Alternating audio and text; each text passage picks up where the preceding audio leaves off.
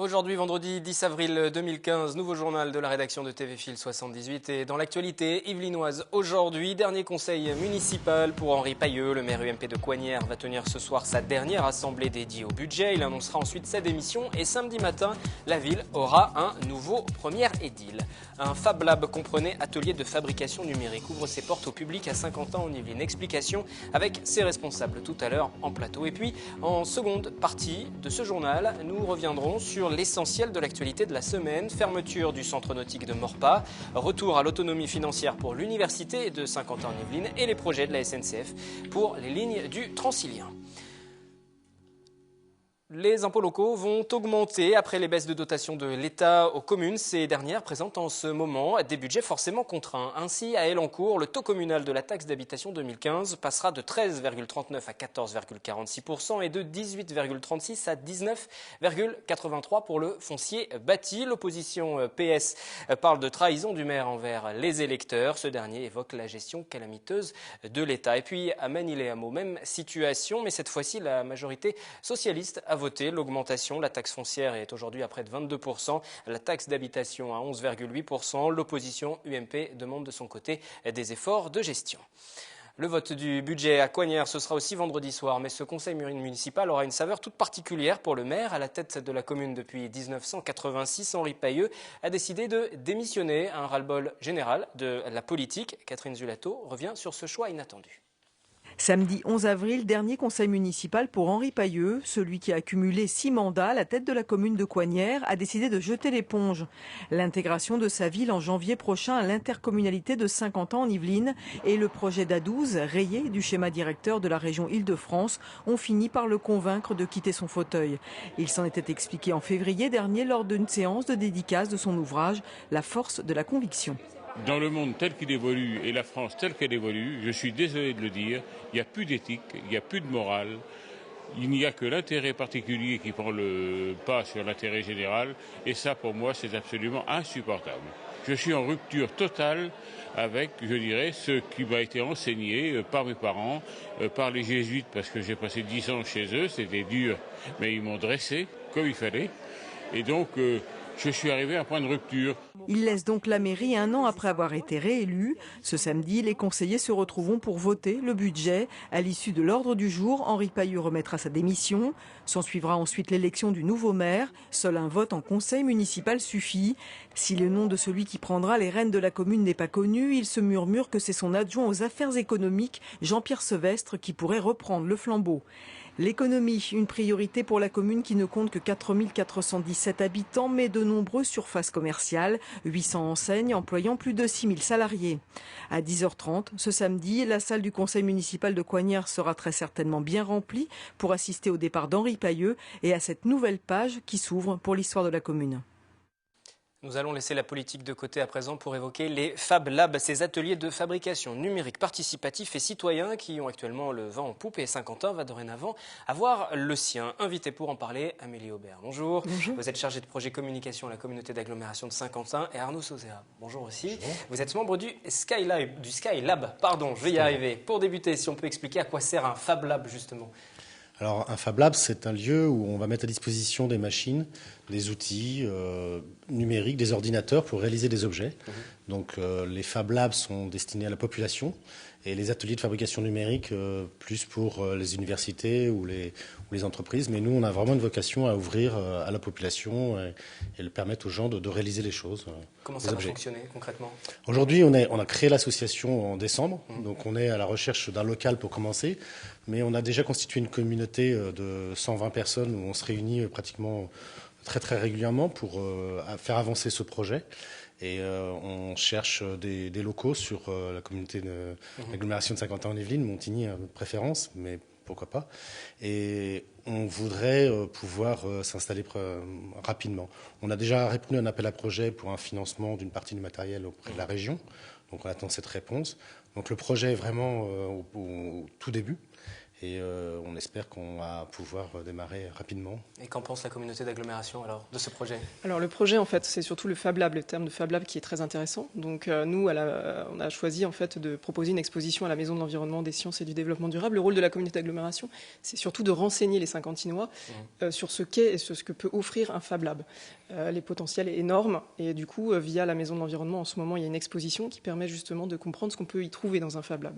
On a des machines-outils, donc une imprimante 3D en démonstration. On a également des petits ateliers de bidouille, de bricolage, de couture, parce qu'un Fab Lab, c'est aussi l'occasion d'apprendre à faire soi-même, à réparer, à créer, à concevoir des objets, que ce soit des objets du quotidien, voire même, pourquoi pas en termes industriels, si on a des idées d'innovation. Voilà, c'est vraiment en tout cas permettre de renseigner, d'informer, de sensibiliser les Saint-Quentinois sur ce qu'est un Fab Lab et du coup le potentiel Fab Lab de Saint-Quentin-en-Yvelines. Donc on fait des citoyens actifs, exactement. Véritablement. C'est le but, c'est ça, oui. c'est de fédérer aussi. Le but, c'est très inscrit sur le territoire, donc il faut que ça réponde aux besoins des gens. Donc c'est pour ça qu'on le construit avec eux, avec des gens qui ont envie de bricoler, qui n'ont pas forcément les outils chez eux, avec des personnes qui sont plutôt passionnées, donc qui veulent partager la passion, donc ils vont un peu animer le Fab Lab, le lieu lui-même. Et après, on a les experts qui, là, sont vraiment des gens qui sont pointus dans un domaine, qui ont une passion et qui veulent effectivement la partager, accompagner des projets. Donc le Skylab a aussi une vocation éco-Fab Lab. C'est la connotation qu'on a. Donc c'est éco, c'est effectivement les préoccupations environnementales. On va essayer de porter les projets qui sont avec ces préoccupations environnementales et pour préparer aussi la COP 21 de décembre. Et aussi éco dans le terme économie circulaire, donc récupération de matériaux. Donc on a vocation à essayer de récupérer les matériaux des entreprises du secteur, bois, carton, pour constituer une matériothèque et permettre aux personnes de réaliser des objets, des meubles, des lampes, voilà, d'être un peu dans Vous évoquez les entreprises, justement. Le but, c'est aussi d'impliquer citoyens, entreprises, artisans, associations aussi. En fait, on a trois cibles, comme on dit quand on fait une étude de marché. On a donc les habitants, donc les trois catégories que j'ai dit, le simple bricoleur, l'expert, et on a le monde éducatif, où on espère aussi pouvoir capter tous les enseignants qui n'ont pas forcément aujourd'hui le temps de se former sur ces sujets-là. Et pourtant, c'est un sujet qui va prendre de plus en plus en place dans le monde de l'éducation. Donc, leur permettre de venir dans nos locaux et aussi aller chez eux. Et on a aussi un volet qui serait sur les entreprises. Alors, les entreprises, on l'a encore découpé en deux parties. Les petites entreprises et les grandes entreprises. Les petites entreprises, ça peut être le designer, l'artisan, ou qui a besoin de réaliser un prototype pour valider une idée, un concept qu'il a. Et après, sur les grandes entreprises, là, on vise plutôt sur des stages de motivation, à l'innovation, sur une équipe professionnelle. Voilà. Vous avez évoqué l'exposition qui a lieu en ce moment. Il y a un rendez-vous demain à la Maison de l'Environnement, 11 avril à partir de 10h. Il y aura un meet-up, c'est ça, enfin une réunion, et puis ensuite des ateliers. Comment ça va se passer demain? Alors demain, c'est une journée chargée, effectivement. Donc à 10h, effectivement, un open coffee, c'est-à-dire c'est l'occasion pour l'association de présenter son projet aux membres de l'association, donc ceux qui savent déjà, qui sont peut-être un peu sensibilisés, mais aussi de l'ouvrir à d'autres personnes qui s'interrogent et qui se demandent justement ce que c'est. Donc ça, c'est vraiment une réunion de rencontre, de débat, d'échange, et c'est aussi l'occasion de savoir un peu les attentes des Saint-Quentinois aussi sur l'ouverture d'un Fab Lab. D'ailleurs, l'association a lancé aussi un questionnaire pour un peu recenser les envies, les besoins et peut-être adapter le Fab Lab en fonction de ça aussi. Il y a un site internet, skylab.org, qui va s'afficher si vous n'avez pas eu le temps de le noter, skylab.org. Ce rendez-vous de demain, particulièrement important pour fédérer un peu plus de monde? En fait, là, on réalise ces rendez-vous dans des lieux publics. Une fois, c'était au Marina, une fois, c'était dans l'espace B libre de coworking. Pour l'instant, on essaye d'être au cœur de la ville et que les gens viennent nous rencontrer pour bien coller à leurs besoins, leurs attentes. Et il y a une demande, justement? Oui, il y a une demande. À chaque fois, on a une vingtaine de personnes qui viennent comme ça spontanément, alors que pour l'instant, c'est une information qui circule via la Maison de l'Environnement, bien sûr, mais sur le site internet Meetup. On a créé un Open Coffee Saint-Quentin-en-Yvelines sur cette thématique-là. Et donc, les gens, aujourd'hui, c'est les gens qui vont sur cette plateforme-là qui ont l'habitude et qui viennent. Mais dès que le projet sera un peu mieux connu, on pense qu'effectivement, on aura beaucoup plus de monde. Et ce qui est intéressant, c'est que tout de suite, dès les 10 premières minutes, les gens s'impliquent. Nous, on a quelque chose qui est assez interactif, où on leur demande de participer. Et la dernière réunion, on a choisi des projets sur une lampe, un éclairage intelligent ou une des réalisations d'objets de modélisme avec du Arduino. Donc ça, on a déjà défini ce projet-là avec des méthodes participatives des gens. C'est qu'on ne veut pas guider les gens sur un projet ou un autre, on veut vraiment qu'ils se l'approprient. Et ça fonctionne très très bien. Tout ça sur le mode participatif, les gens ne payent pas pour y participer. Comment ça se finance, un Skylab? Pour l'instant, on a une association qui s'appelle AtLab, qui est pour le développement des Fab Labs dans l'Ouest parisien. Donc il y a 2 projets, il y en a un sur Versailles et un sur Saint-Quentin-en-Yvelines. Donc l'adhésion est à 35 € pour l'instant. Permettra d'accéder aux deux lieux quand ils auront obtenu des lieux auprès des communes. Et à partir de là, on va décliner un mode de fonctionnement déjà dans un premier temps pour les habitants, disons club, avec réalisation d'objets. Et après, on a déjà un business model pour des activités, comme je vous disais tout à l'heure, sur des formations, sur des modules d'accompagnement pour le monde éducatif et pour les entreprises. Donc là, on va essayer effectivement de dépendre. On va dépendre au début de subventions. C'est pour ça qu'on répond à des appels à projets de la région, par exemple. Mais on essaye déjà d'anticiper une évolution assez rapide pour avoir un équilibre financier. Et il y a ce rendez-vous de demain si vous voulez en savoir plus. Après, pour la Maison de l'Environnement, l'exposition va se poursuivre jusqu'à quand? Jusqu'au 25 avril. Elle est accompagnée et complétée par des ateliers justement pour les enfants. Donc un atelier de couture pendant les vacances scolaires, un atelier de bricolage. Demain après-midi, justement, on initie également les enfants à la programmation avec des cartes Arduino. Donc on apprend aux enfants à donner vie à des objets, à programmer l'allumage d'une lampe. Et ça marche très très bien, on est complet. Ça commence tout jeune pour s'y impliquer Oui, dans ces tout Fab à Labs. fait. Mais c'est justement, et c'est aussi la volonté aussi des parents de donner l'occasion aux enfants de savoir eux-mêmes fabriquer un objet. Ça, je crois qu'il y a aussi un fort intérêt là-dessus. Merci à tous les deux d'être venus nous parler de ce projet. Rendez-vous donc demain à la Maison de l'Environnement et puis sur le site internet skylab.org. Merci à vous. La suite du journal, c'est avec de la culture. Le championnat intercollège d'improvisation toujours créé et porté par Déclic Théâtre a permis hier de dégager les demi-finalistes 2015. C'était au Prisme et l'on court donc le reportage de Yolène Torres sur des images d'Élodie Moine. Le carrefour des oubliés. Nombre de joueurs illimité. Catégorie libre. Durée de l'improvisation 2 minutes. Les dés sont jetés, il faut maintenant improviser. Hier, au Prisme d'Elancourt, 10 établissements s'affrontaient pour la 16e édition du championnat intercollège de matchs d'improvisation théâtrale de Saint-Quentin-en-Yvelines. Un événement organisé par la compagnie Déclic Théâtre. Il y a d'abord une notion de partage, de rencontre, c'est-à-dire qu'évidemment, là, on a affaire à des jeunes collégiens qui ne se connaissent pas du tout, qui ne se sont jamais vus. Donc il faut oser briser la glace, aller rencontrer des gens qu'on ne connaît pas, qui ne sont pas de notre collège, qui ne sont pas de notre quartier, qui ne sont pas de notre ville. Après, évidemment, il faut une grande liberté, un peu de folie, certainement. Et puis, on se rend compte quand même que le caractère compte, la nature même des comédiens, enfin des comédiens en herbe compte aussi vachement. À chaque match, le public de la salle vote pour son préféré. Mais les voix prépondérantes sont celles du jury composé de 10 élèves représentatifs de tous les collèges.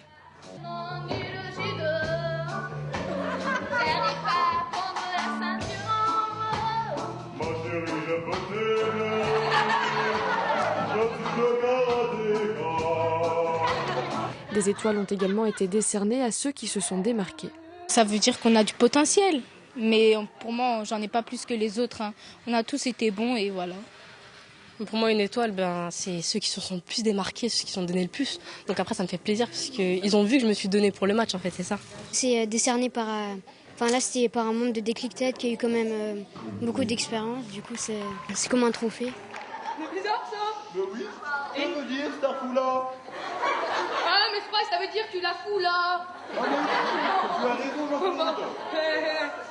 Sur les 10, 4 collèges se sont qualifiés. Le collège Le Village et le collège Courbet de Trappes, le collège Einstein de Manille-les-Hameaux ainsi que le collège Dumas d'Elancourt. Tous au rendez-vous pour la demi-finale le 12 juin à la Meurise à Trappes.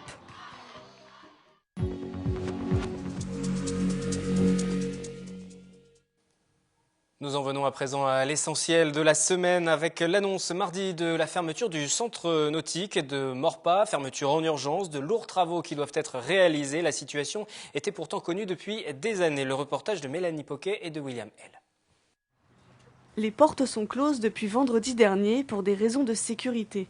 Grégory Garestier, maire de Morpas, a pris un arrêté municipal après la prise de connaissance il y a quelques mois d'un audit réalisé en 2009. Les dangers se situent notamment au faux plafond, et également sur la charpente elle-même. Alors le faux plafond, les fixations sont totalement endommagées et corrodées, donc il y a un risque de chute sur le public. Et sur la structure elle-même, on est au-delà de la corrosion maximum. Il y avait déjà eu la chute d'un élément du faux plafond bien avant, en 2006 ou 2007, je crois bien. À la suite de ça, un filet a été installé pour protéger le public, mais une plaque du faux plafond est également cette fois-ci tombée il y a un peu plus d'un an. Selon un audit complémentaire demandé par la municipalité actuelle, les travaux s'évalueraient à 2 millions d'euros pour la charpente seulement. Le centre nautique accueille plus de 170 000 utilisateurs par an, dont 40 000 scolaires qui viennent de Maurepas, Élancourt et Coignères. Datant de plus de 40 ans, la structure n'a jamais été rénovée. Là, on est dans une mesure d'urgence. Tous les scénarios sont envisageables, fermeture définitive, destruction, reconstruction, réaménagement de celle-ci. Pour le moment, on n'en est pas là. Mais en tout cas, ma volonté de maire, c'est d'avoir un centre nautique sur la ville de Maurepas. En attendant qu'une décision soit prise, la commune va étudier diverses solutions pour organiser une répartition des usagers sur les piscines alentours. La fermeture d'urgence durera jusqu'au 3 mai prochain. La fermeture d'urgence décidée jusqu'à la fin du mois d'avril, mais difficile au regard des travaux à engager d'imaginer une réouverture prochainement. C'est ce qu'a expliqué, confirmé cette semaine le maire sur ce plateau. Écoutez. Il ne faut pas se le cacher, l'avenir est sombre pour cette structure, d'autant plus qu'il y a une relation affective avec la piscine de Maurepas. J'ai moi-même appris à nager, j'ai grandi à Maurepas et donc évidemment c'est dans la douleur que j'ai annoncé ça aux Maurepasiens, mais je garantis leur sécurité et évidemment une fois que l'audit se sera rendu, tous les scénarios sont envisageables, mais je le dis et je le redis, je souhaite une piscine à Maurepas. Il y a des fonds aujourd'hui qui peuvent être débloqués par la ville déjà pour faire des travaux en fonction de ce que dira le deuxième audit. Alors, il y a des fonds, oui et non, tout va dépendre des sommes. Ce sont des sommes importantes. Ah oui, complètement. D'autant plus que là, on n'est plus à 700 000 euros. Mais si c'est les travaux seulement sur la couverture et le faux plafond, on est à plus de 2 millions d'euros. 2 millions d'euros, ce n'est pas rien dans la situation financière actuelle. Après, il faudra mandater un cabinet d'experts qui pourra nous dire s'il faut réhabiliter totalement cette structure ou détruire et reconstruire. Et là, c'est une autre affaire. Autre invité cette semaine du journal, le président de l'université de Versailles-Saint-Quentin en Yvelines. Cette dernière vient tout juste de retrouver son autonomie financière, placée sous tutelle du rectorat et donc de l'État en raison d'importants déficits. Elle est à nouveau libre de voter son budget. Jean-Luc Vessière est revenu sur les efforts qu'il a fallu faire ces derniers mois. Je précise, il n'y a pas eu de licenciement et de non-renouvellement de contrats pour les contractuels. Simplement, donc, les emplois de fonctionnaires vacants sont restés vacants. Il y a des contractuels qui ont pu partir ailleurs. On n'a pas remplacé. Voilà comment s'est fait la réduction du nombre d'emplois. Car sur 2-3 ans, on arrive pas loin à une centaine d'emplois qui ont été supprimés sur 1600, sur 1700, on va dire. Donc c'est quand même significatif. Une partie sur l'emploi. Voilà. Après, donc une autre partie importante sur le fonctionnement. C'est-à-dire, d'une part, on a réduit, comme vous le disiez, les dotations de fonctionnement aux laboratoires, aux IUT, aux UFR, aux facultés, comme vous voulez. Donc de l'ordre de 3/4 par rapport à ce qui était demandé au moins, ou à peu près par rapport à 2013. Donc c'était quand même assez sévère. Sur les recettes d'État, parce que nombre de composantes ont des ressources qu'on appelle propres, parce qu'ils pratiquent de l'apprentissage, de la formation continue. Donc ils arrivent à avoir des financements par ailleurs. Donc selon la nature de la composante, c'était plus ou moins douloureux, quoi. Vous récupérez votre autonomie financière. Concrètement, ça signifie quoi? Vous allez pouvoir justement lancer des projets, vous tournez vers l'avenir maintenant? C'est-à-dire qu'on a beaucoup plus de souplesse, parce que par exemple l'année dernière, en 2014, il y a eu un budget arrêté par le recteur, c'est important, arrêté par le recteur avec l'accord de Bercy, pour faire simple. Fin mars, dans la douleur, et les larmes, la sueur, comme on dit, et on n'a pu faire qu'une modification fin octobre.